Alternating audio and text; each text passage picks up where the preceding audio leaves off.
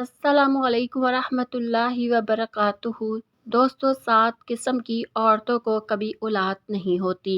اولاد کا ہونا اللہ تعالیٰ کا ایک نایاب تحفہ ہے۔ اولاد کا حصول خاندان کی نسلی ترقی کے لیے ہر انسان کی ضرورت اور پاکیزہ خواہش ہوتی ہے۔ ایک شادی شدہ جوڑے کی خوشیاں اس وقت تک ادھوری رہتی ہیں جب تک اس جوڑے کی گود میں اولاد جیسی نعمت موجود نہ ہو۔ بحیثیت مسلمان، ہمارا ایمان اور یقین ہے کہ اچھی اور نیک صالحہ اولاد اپنے والدین کے لیے مغفرت اور بخشش کا ایک ذریعہ ہے۔ بے اولاد کا جب بھی ذکر ہوتا ہے تو ہمارے ذہن میں خیال آتا ہے کہ اس کی وجہ صرف اور صرف عورت ہی ہوگی۔ اس وجہ سے بہت سارے خاندان پریشان ہو جاتے ہیں۔ خاص طور پر خواتین کا استحصال بھی ہوتا ہے، جبکہ ہرگز ضروری نہیں کہ بے اولادی کی وجہ صرف عورت ہی ہو سکتی ہے۔ بے اولاد ہونے کی وجہ مرد حضرات بھی ہو سکتے ہیں۔ ناظرین، اگر ہم اپنے معاشرے میں دیکھیں تو وہ عورت ہمیں بہت مطمئن دکھائی دیتی ہے جس کی اولاد ہوتی ہے، جبکہ اس کے مقابلے میں دوسری عورتوں کو دیکھا جائے جن کی اولاد نہیں ہوتی تو ان کے لیے زندگی خوشگوار گزارنا ایک ناممکن سی بات دکھائی دیتی ہے۔ آج کی ویڈیو میں ہم آپ کو 7 ایسی عورتوں کے بارے میں بتائیں گے جن کے بارے میں پرندوں نے حضرت سلیمان علیہ السلام کو بتایا کہ 7 ایسی عورتیں کبھی اولاد پیدا نہیں کر سکتی۔ وہ 7 عورتیں کون کون سی ہیں؟ جاننے کے لیے ویڈیو کو آخر تک ضرور دیکھیے گا۔ ناظرین، یہ واقعہ کچھ اس طرح سے ہے کہ ایک دفعہ کا ذکر ہے کہ حضرت سلیمان علیہ السلام تخت پر بیٹھے تھے کہ 5 عورتوں کی جماعت ان کے پاس آئی اور ان سے سوال کرنے لگی کہ سلیمان علیہ السلام، ہمیں بتائیے آخر کیا معاملہ ہے کہ ہمارے ہاں اولاد پیدا نہیں ہوتی۔ انہوں نے حضرت سلیمان علیہ السلام سے یہ سوال کیا تو حضرت سلیمان علیہ السلام نے پرندوں سے پوچھا، کیونکہ اللہ تعالیٰ نے حضرت سلیمان علیہ السلام کو یہ صلاحیت دی تھی کہ وہ چرند پرند اور پرندوں سے بات کر سکتے تھے۔ اس لیے انہوں نے پرندوں سے پوچھا کہ بتاؤ آخر کیا وجہ ہے کہ ان عورتوں کے ہاں اولاد پیدا نہیں ہوتی۔ پرندوں نے بتایا کہ 7 قسم کی عورتوں کے ہاں اولاد کبھی پیدا نہیں ہوگی، جس میں سب سے پہلی عورت وہ ہے جس کی رحم الٹا ہوا ہو، یعنی اس کی بچے دانی الٹ جاتی ہے۔ ایسا ہونے کی وجہ سے اس کی اولاد نہیں ہوتی۔ اس کی نشانی یہ بتائی جاتی ہے کہ جب ان سے ہم بستری کی جاتی ہے، اس دوران اس عورت کی شرمگاہ میں شدید درد ہوتا ہے۔ دوسری عورت وہ ہوتی ہے جس کے رحم میں ہوا بھری ہوتی ہے، یعنی اس کا منہ اوپر سے بند ہو۔ ان کی علامت یہ ہے کہ جب ان سے ہم بستری کی جاتی ہے تو ان کے جسم میں درد ہوتی ہے اور چہرہ بھی اتر جاتا ہے۔ تیسری عورت جن کی اولاد نہیں ہوتی وہ یہ ہے کہ ان کی راہ میں گوشت زیادہ ہوتا ہے، اس کی وجہ سے ان کا منہ بند ہو جاتا ہے۔ عام طور پر یہ شکایت موٹی عورت میں دیکھی جاتی ہے اور ان کی علامت یہ بتائی جاتی ہے کہ جب ہم بستری کرتے ہیں اس کے بعد ان کی ریڑھ کی ہڈی میں درد ہوتا ہے، اسی وجہ سے وہ بچہ پیدا نہیں کر سکتی۔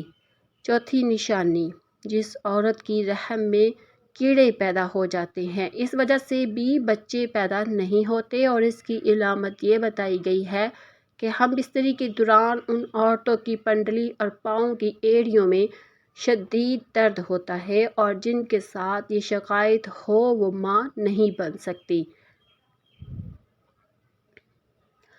5ویں نشانی، ان کی راہ میں گرمی حد سے زیادہ ہو جاتی ہے، ان کا خون آنا بند ہو جاتا ہے اور مادہ وہاں ٹھہر نہیں پاتا۔ ناظرین، اس کی جو علامت بتائی گئی ہے وہ یہ ہے کہ ان کے دل میں گھبراہٹ ہوتی ہے اور ایسی عورت کو غشی کے دورے پڑتے ہیں۔ اس لیے جن عورتوں میں یہ علامت ہو ان میں بھی اولاد کا پیدا ہونا مشکل دکھائی دیتا ہے۔ چھٹی وجہ، رحم میں سردی کا زیادہ ہو جانا بے اولاد سے محروم ہونے کی ایک وجہ بنتا ہے۔ اس کی ایک نشانی یہ بتائی گئی کہ ایسی عورت کے سینے میں درد ہوتا ہے۔ 7ویں نشانی جو ان پرندوں کی جانب سے ان عورتوں کے بارے میں بتائی گئی جن کی اولاد نہیں ہوتی وہ یہ ہے کہ ان میں عجیب جنات طاری ہوتے رہتے ہیں، آسیب کا سایہ رہتا ہے اور وہ اس کے اندر بچہ مار دیتے ہیں۔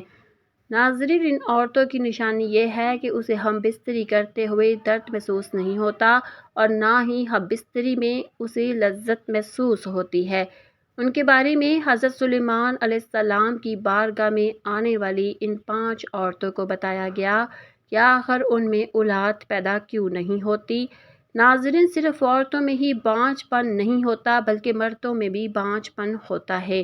مردانہ بانجھ پن سے مراد مرد کی صحت کا کوئی بھی مسئلہ ہو سکتا ہے۔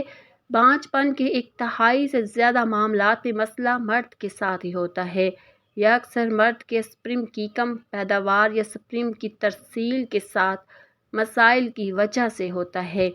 یہ مسائل خلیے کو نطفہ بننے سے روک سکتے ہیں۔ یہ مسائل منی کو انڈے تک پہنچنے سے روک سکتے ہیں۔ یہ مردانہ بانجھ پن کی بنیادی وجوہات ہیں۔ سب سے زیادہ اہم مسائل میں نطفہ بنانے کے مسائل ہوتے ہیں، جیسے بعض اوقات بہت کم تعداد میں بنتا ہے یا نطفہ بنتا ہی نہیں ہے۔ صحت مند طرز زندگی کے انتخاب بانجھ پن کی تعداد کو کم کر سکتے ہیں، جیسا کہ تمباکو نوشی، شراب پینا اور کچھ دوائیں لینے سے بھی سپرم کی تعداد میں کمی ہو سکتی ہے۔